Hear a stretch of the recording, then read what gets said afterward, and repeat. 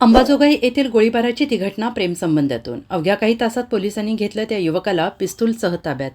त्या तरुणांकडे पिस्तूल आलं कुठून? बीड जिल्ह्यात अगोदर दहशतीचं वातावरण असताना पुन्हा एकदा खळबळजनक घटना बीड जिल्ह्याच्या अंबाजोगाई शहरात सकाळी घडली.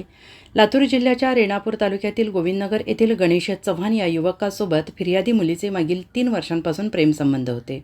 मात्र आरोपी माझ्याशी नेहमी बोल म्हणून मुलीला धमकी द्यायचा, तसेच घरच्यांना जीवे मारून टाकेन असं म्हणत मुलीने आरोपी युवकाला नकार दिला. त्यामुळे युवकाने आज सकाळी अंबाजोगाई शहरातील घरी येऊन गोळीबार केला. अवघ्या काही तासात पोलिसांनी सदरील युवकाच्या रेणापूर येथून पिस्तूलसह मुसक्या आवळल्या आणि अंबाजोगाई शहर पोलीस ठाण्यात गुन्हा दाखल करण्यात आला आहे.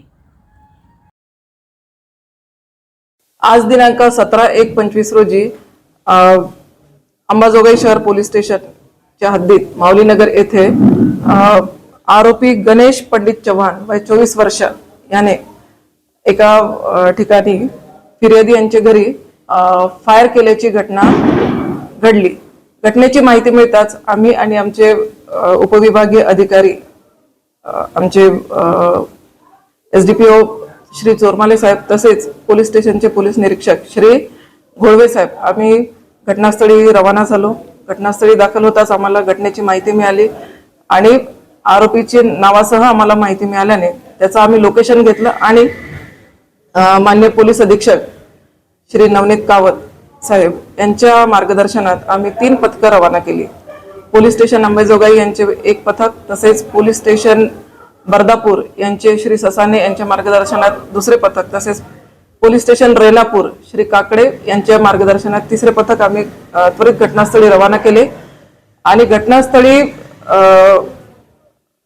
रवाना केल्यानंतर आरोपी ज्या दिशेने जात होता त्या दिशेने त्याचा पाठलाग करून आम्ही रेणापूर तालुक्यातून तो शेतात दबा धरून बसला असताना त्याला शस्त्रासह आम्ही तिथून ताब्यात घेतलेले आहे.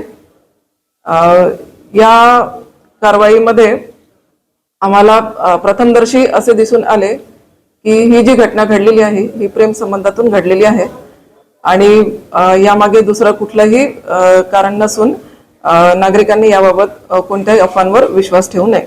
जो आरोपी होता त्याचा हा जो पिस्टल त्याच्याकडे आढळून आला, त्याच्याकडे काही लायसन्स वगैरे आहे का? नाही, आरोपीकडे या पिस्टल बाबत कुठलाही लायसन्स वगैरे नाही.